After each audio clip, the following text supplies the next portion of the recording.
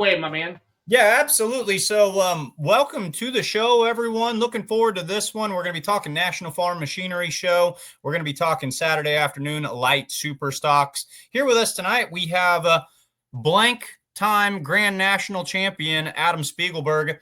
Adam, if I was worth my salt at doing this, I would have looked up today and had the precise number of national championships to your credit. Start us off right there. That's a great way to start the interview. How many championships do you have at the Grand National level with this tractor? So far, two, and hopefully more in the future. Absolutely. Were those consecutive one for you?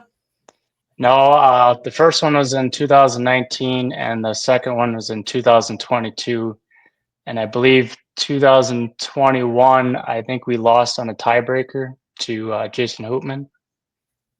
Sure, absolutely. So we got, regardless, the tractor is recognizable. You're one of the premier pullers in the NTPA in the light super stock division. The Detonator Black tractor headed back to Louisville. Case, we've got two national championships. How many trips to Freedom Hall do you have to your credit so far in your resume? I believe our first year pulling at the farm show was in 2019, and 2019 didn't go as well. We had issues with the turbo bearing and didn't get off the starting line, but every year after that, we've been pretty consistent, staying in the top three. Have you pulled at the farm show every single year since you got in 2019? Yes. Okay, so you're on a consecutive streak right there. So you're feeling pretty good about things. Obviously, 2021, I don't think we went back. That was the year we all kind of had to take a break from it in a hiatus. We got 19, 20, 22, 23, 24, and now 25. So one thing I'm always curious about pullers, especially those of you guys who are well established at pulling at the farm show, you've gone a good handful of years in a row now. Is it just as exciting, just as important, just a big a deal when that letter comes every single year, or do you ever start getting used to it? How excited are you to be going in 2025 yet again? Oh, I'm excited. I mean, the winters are kind of boring, especially if we don't have snow at home. Winters are long, they're cold. And once February rolls around, I mean, you just get excited to get the tractor back out and get back on the track. And it's always nice just to get back into pulling, and then it kind of gets you pumped up for the summer then too. How much is your approach at Louisville? How does it change, if at all, compared to anything you do outdoor? I mean, do we change certain setup on the tractor? Do we change driving style? What's it like pulling indoors compared to, a typical outdoor pull? So the track is just so short, so you can't mess around too much on the start line because that weight of that sled gets on you so fast.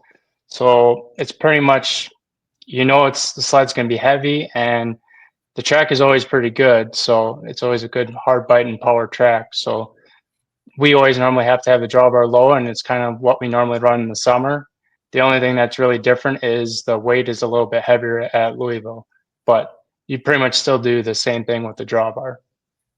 So your whole shot's going to be even more critical than it typically would be because you just don't have the amount of time to make up your mind as to how quickly you're going to get into it or how hard you're going to get into it. When you're approaching that whole shot, would you say that, like, what's your driving style typically like? Are you someone who's just left foot up, right hand down, or do you kind of like to feather into it, on your general approach? And then does that change when you're at the farm show? Yeah, I always like to try to come out nice and smooth and kind of feel the track out and kind of just feel the tractor and the throttle the same. But when you're at the starting line, especially in the light super class, because we follow the light pros, and the light pros actually really chew up the starting line pretty good. Sure. So in our class, it's always very tricky just to be able to get the good hole shot. But I mean, there's a lot of times you can take off and you're just really just buzzing the tires, not really getting any traction, but yet you can't hold back too long in the throttle because that weight of that sled's going to come on you pretty fast. So it's definitely a lot of patience on the starting line, and I feel like that starting line could really make or break you at the Louisville Farm Show. Definitely, because you've got to get that sled moving because that wagon is heavy, and when that box tops there at Freedom Hall, it hits you harder than anything's going to hit you. But if you get into it too soon, you're just going to fry the tires and kind of unload everything. Do you feel that, you know, having pulled there so many years in a row now, do you kind of gain a little bit of experience, and you kind of have found the sweet spot, so to say, after pulling there a handful of times? Yeah, I mean, I take notes every year, and I feel like our notes are pretty much almost the same every year, but it kind of all depends on that starting line because I know at the end of the track, it's roughly pretty much the same year to year. And we haven't really made any changes to the tractor, so all of our information from years past, we're able to kind of use it, and it's kind of keeps our tractor pretty consistent, so we kind of know what's going to happen, what to do at the farm show. For sure. So hitting some of the comments here, Matthew Carter's chiming in, shouting out to Beer Money Pulling Team, and Jason Schultz says he loves your light super stock tractor, and he says he saw it for the first time in Benson, North Carolina, a couple of seasons ago. Now, speaking of Benson, it's kind of the highlight of your season this year. You picked up a victory early on out there in North Carolina. Dirt's got to be quite a bit different pulling out there compared to maybe pulling in some of that Louisville clay. Walk us through how your 2025 season got going and just kind of how things went, and especially tell us about that win you picked up out there in Benson.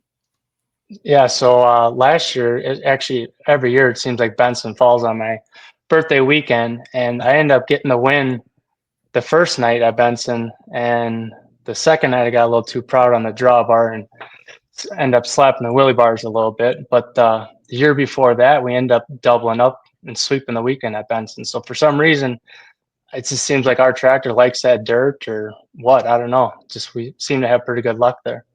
What would you say that it's actually one of the tracks that's, you know, you prefer, one of your sweet spots, or do you have a collection of tracks that you enjoy pulling at most?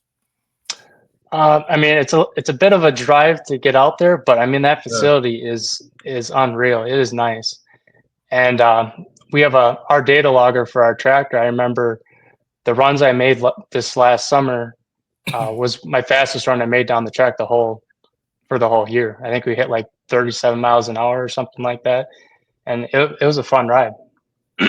Earl, What? oh, go ahead. Go ahead. No, you go ahead, Adam. I was gonna say the John Strickland and everyone that helps put on that event, and Earl Wells. I mean, that's an awesome event. A bit of a haul, but I mean, once we're there, I mean, it's a pretty sweet event.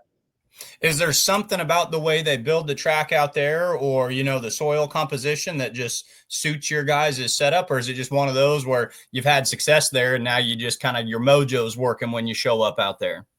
Yeah, I think we just found out something that worked, and we're able to get some good information and data from that. So we're able to kind of refer back to that, and it kind of seems to work pretty good.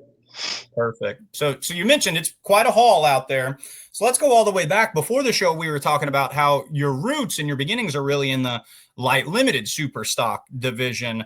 And, you know, Jason and I, we were chatting beforehand, and he was like, Mike, you know, this guy is and was the baddest dude in light limited super stock in Wisconsin, period. Tell the world, how'd you get into pulling, and you know, was it kind of locally based for a long time, or how did you move from light limited up to light super, and where'd you go? Tell us the story of how Adam Spiegelberg got into pulling. So I actually graduated high school in 2008, and we ended up getting into some antique tractors after I graduated.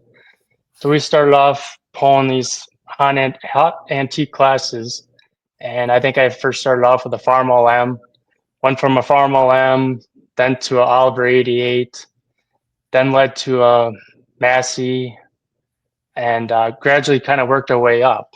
So I think we started by, I don't know, 5 miles an hour. That led up to 20 miles an hour in the antique class, and then we ended up getting in the light limited class. And we first started, didn't know anything about alcohol tractors, and um, built a light limited, kind of struggled with it at first. And Mark Horth is our tire cutter, and he's like, hey, how about you guys get hooked up with Terry Blackburn? Or maybe he kind of introduces to Terry Blackburn. Terry Blackburn ended up building us a light limited motor, and at the time it wasn't anything special, but when we first came out with it, it just ran. I mean, we didn't have all the best components in it. We just wanted to kind of get something rolling, and end up being very competitive with that. It was actually our Oliver White 2150 called the White Mare tractor. I don't know if you've ever seen it before. and kind of got known from right there. Did quite a bit of winning, and then after that tractor, we ended up building another Moline 5-star that my dad used to pull all the time. Had fun with that, and I think we ended up building like 2 more light limiteds. So we had like 4 or 5 light limiteds at one time at one point. But we enjoyed the light limited class, and we just kind of slowly wanted to work our way up to the light super class. But we felt like we wanted to take little steps to get there, and just always going to tractor pulls. I remember watching Brian Korth just back in the day just dominate the light super class. I'm like, geez, I wanna get a tractor like that. So then the Detonator Red Light Limited Edition was kind of like a replica of a Light Super, but in the Light Limited class. And had a lot of success in the Light Limited class, and eventually moved up to the Light Super class. 2017, 2018, we came out with a Detonator Black.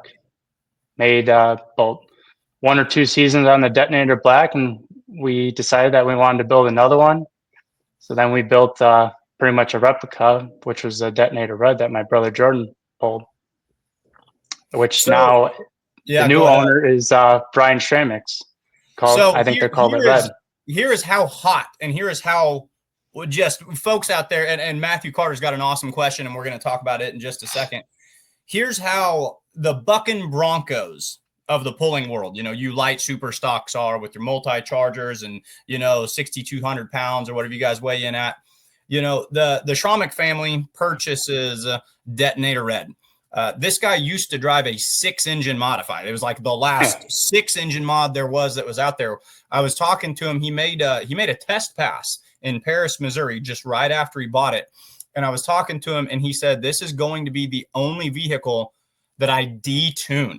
He says, I'm going to have to take this thing backwards to get the reins on this thing. You're talking about someone who has driven diesel supers and, massive unlimited modifieds, but these light supers, they're hot. I mean, they are absolute bullets out there. So yeah, really neat that that pulling family has that. And they're going to be pulling out there in the farm show as well. So you guys kind of get to share that same honor out there. But no, Matthew Carter had a really good question. And you were walking us through, going from antiques to light limiteds to light supers. And he just wants you to talk to the world about what's the difference between it and, your 8,000 pound counterparts, those 540 guys, if you want to tell the world about that a little bit. Are you saying about light super compared to open super? Yeah, that's what Matthew Carter wants to know. This might have been asked already, but he says, what makes a light super stock different from the opens or the unlimited? So the super stock open or the super stock, the unlimited supers. What's the difference between them and the heavy class? So a light super stock is typically 6,200 pounds, 6,400 pounds if you pull indoors.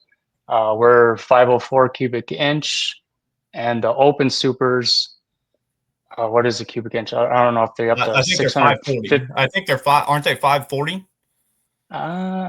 Or are they bigger sure that, or I thought they were like 650 cubic inch, but they're 8,000 pounds. Mm-hmm. And I believe they can run an intercooler, if I'm right. Well, they can. Sure. I think they can also, like you guys can't run dual overhead cams. You guys have to be push rod, right? And I believe so. That I think the heavies, and they can run V8s. A couple of them can run V8s. So you start nitpicking at it and whatnot. What's the difference between your light limited setup and your light super setup? The first one I would guess would be you had an ag rear end, I imagine. But tell us about what went different from those two classes when you built, Detonator Black. So pretty much when we did went from the light limited to light super, you're starting everything all scratch, brand new component chassis. Now you got a whole new block. Now you're up to 504 cubic inch. Light limited class, like you said, ag rear end. I think we're 370 cubic inch at the time, 3x4 turbo. And now in the light super class, you can run 3 to 4 turbos, depending on what you choose to run. And as far as what it feels in the seat, I mean, there were still some fun rides on the light limited. It all pretty much depends on the track and sled setting. But I would say on average on the light limited class, you maybe get 28 to 32 miles an hour.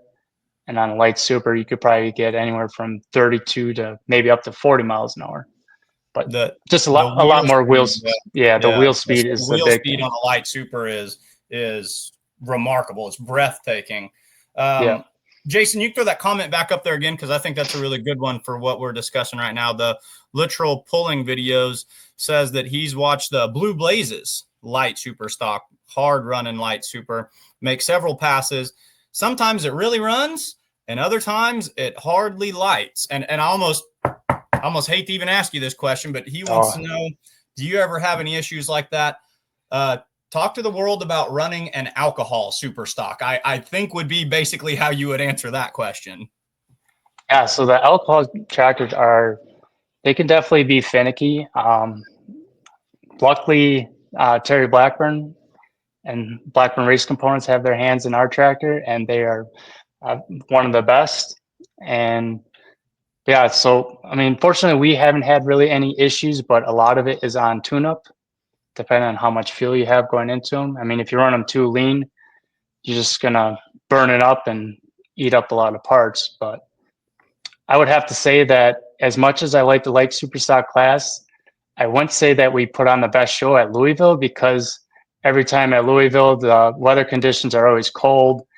And if you don't have enough fuel in them, the tractors are just so finicky. They just won't run, or spit and sputter, or they just lean out. And normally we pull on like a Saturday, and Saturday for some reason always ends up being cold. So as they're bringing tractors in and out of the building, they're always opening and closing that door. So if you don't have enough fuel in the tractor, I mean, you can just lean it out. And as they're opening that door, bringing tractors in and out, I mean, you see a lot of people actually just don't run or lean out and just wreck their tractor. And they're temperamental in the cold weather. Not only, fortunately, we always have enough. We always have our tune-up always more conservative, so I'd rather run all the time. And yeah, it might not always make the most power, and we could probably push it a little harder, but I'd rather still be able to make a pass and know it's going to run. So. Well, and that's a good approach too, because consistency is what wins you points championships. You know, it's Michael, not always what. Can I play a couple of Adam's videos from Farm Show? Yeah, let's see them. Okay. Mike, what?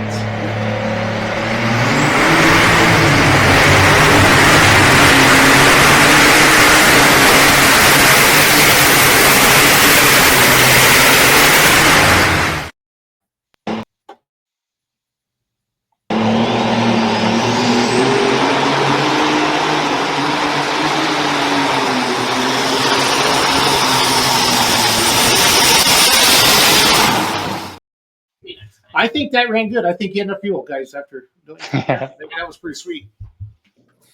What's the wildest ride you've ever taken on one of your light supers? Not only can they be finicky on their fuel setup, but these things can send some people on some rides. Have you ever had a good old fashioned light super bounce around before? Oh yeah. Well, before we started pulling Grand National, we used to pull state level, and going from Grand National to state level, you have to run, I don't know if it's like 150 to 200 pounds less weight. And I took a pretty rough ride one time in Ellsworth, and I had probably maybe 1 or 2 tires on the ground at one point. And I remember the rear tire almost went higher than the buckboard on the sled. I remember crashing the front end down, bending one of the front rims. I think we ended up nicking up the turbo blades. I think I hit my head pretty good on the roll cage. Yeah, you learn to really figure out that drawbar. But we were new to the class, so we didn't really know how important that drawbar is to having control of the tractor. I watched an interview from a long time ago, and you've referenced Brian Korth several times in this interview, and he spoke, I remember this interview quite a while ago, and he spent the majority of the interview talking about the importance of the drawbar. Tell the fans about that. You are allowed to adjust it to a certain degree, and you did a really nice job explaining the fuel to air ratio. Tell the world about what you can do with the drawbar and what makes a difference, and what your preference is. So maximum drawbar height is 20 inches, but I don't think in the Grand National class that you get guys that are able to actually run at that 20-inch height.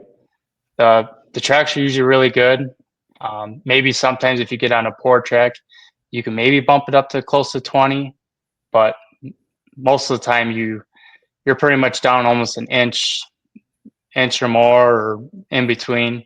But yeah, it's just unreal because going from light limited class to light super class, light limited class, I mean, we were moving weights on the back. Now you jump into the light super class and all the weights on the front, and you could be down an inch on the drawbar.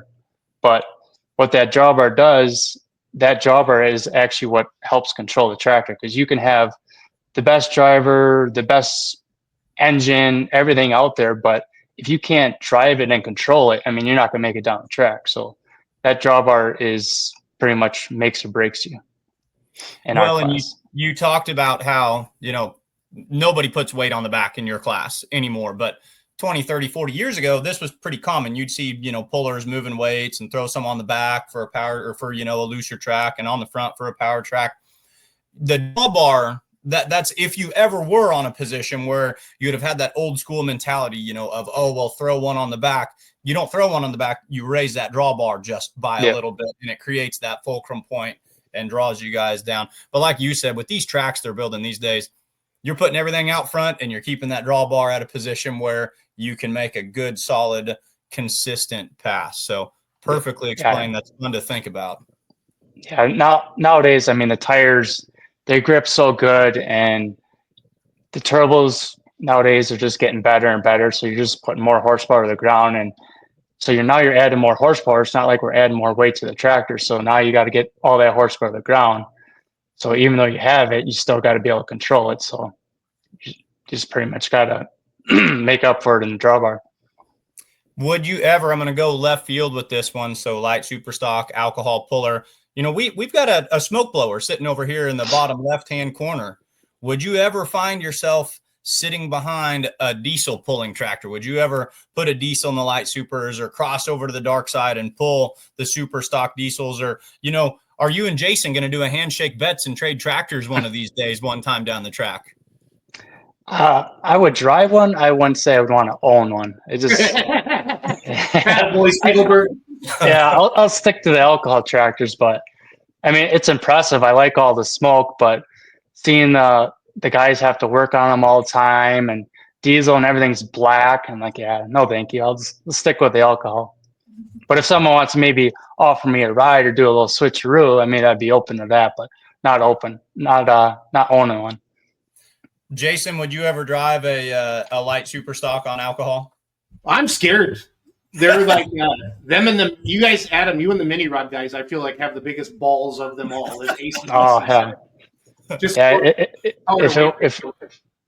If we weren't in the light super stock class, a mini rod would be my choice. Those things look fun. I think we need to see a little detonator. I think that would be I think the world would love to watch that come out. That would be a good fit as far as I'm concerned. And it was talked about a couple of years ago. I was trying to get my brother to get back into pulling, and we thought about if we can get another mini rod and have two different tractors in two different classes. We thought that would be a lot of fun, but I couldn't convince him to make that commitment. So we'll just stick with the light super. That would have been neat. I think the world would have really enjoyed watching your team go into that class. But hey, you got decades of pulling left ahead of you. You never know what could happen. So yeah, just have to keep our fingers crossed. Hey, congratulations on heading back to the farm show yet again. Who do you need to thank or acknowledge, or sponsors or teammates, family, for being in this great position in 2025? I got to thank my dad for one. I mean, if it wasn't for him, I mean, we wouldn't be able to compete in this sport. And having all the support from Terry Blackburn, Josh Blackburn, the whole Blackburn Racing components. Mark Korth, he does a great job cutting our tires. We have guys at our shop that kind of helps us with some maintenance on the tractor when we're busy. And yeah, without all those guys, if you don't have the right support around you, I mean, you can only be so competitive. So right, absolutely. Well, like we said, thank you so much for coming on, telling us about your class, telling us about your tractor. Best of luck at the National Farm Machinery Show. You guys will be pulling Saturday afternoon, correct? Yep. All right. Yeah, folks, it'll be nice if they can maybe get some more qualifying back in, like what we kind of did years ago. But It's not too bad. I'm Just glad pulling. you talked about that. That was going to be a question, but I was running short on time. But we'll talk about it really quickly. Would you like to see that class grown and expanded again at the farm show? Oh yeah, I mean, at one point it seemed like our class was kind of slowly just being stagnant. It just wasn't really growing. But now, like this year, I mean, our class is just really growing. I mean, some of our events we're getting 18 to 20 tractors, and they all run now. I mean, Yeah. I think this is the best our class has ever looked, and Blackburns are getting their hands in a lot of people's tractors now. I mean, if you actually look at our list for this year, 10 out of the 12 tractors are all got a Blackburn power plant on them. So, I mean, this is the toughest light super class that we've probably had in years. It's only getting better and better. So I think we can put on a good show now, even better than years before. I think it's just going to continue to get better. So to follow up on what you're saying, you've got 12 of the best, if not the best, that are there. But you're strong feeler that there's another dozen out there that would put on just as that. There's easily 24 top tier level light supers. And I think you're right. If you stop and think about it and look back on the summer and look back at the pulls and kind of rewatch them in your mind, it's tough to almost narrow it down just to 12. Yeah, that's a class I think that could definitely hold water expanding at the farm show again. But, Adam, encourage everybody to sign up every year. That's kind of what I've always been told is like once they see the numbers, it won't happen the first year. But like if they see a couple years in a row where there's 40 or so applying, then they get excited again about that. So I think that's something everybody needs to do. I think like when I had my limited pro, it was like I knew if we didn't win points, you weren't in, Adam. You know what I mean? And then enough 4-1 started applying, and then they put the second session in, for the 4-1s. So, but I do think there is a diesel element to the farm show. I mean, because of the farming, and you see a lot of like I love 4-wheel drive trucks and 2-wheel drive trucks, but man, that's when you sure see the halls. Everybody heads to get beer. At the farm show, that's one I really feel like that's a tractor crowd, or I shouldn't say diesel. I definitely think it's a tractor crowd. Yeah, more than anything else. So I always wondered, so why don't they consider bringing in the mini rods? Because I know they had it at the truck show. I think the mini rods would be able to put on a good show. Yeah, I don't know. I'd heard insurance, but then I saw that Mac Trailer had them. So that'd be a good question for our buddy Mike Witt, Adam. So ask him that. So see what happens. Yeah, I think they would put on a really good show. Well, cool. Well, Adam, we're going to jump into the Pullers Championship. We're heading into the final round of fan voting tonight. Thank you again, and thank you for supporting our Pullers Championship too. So.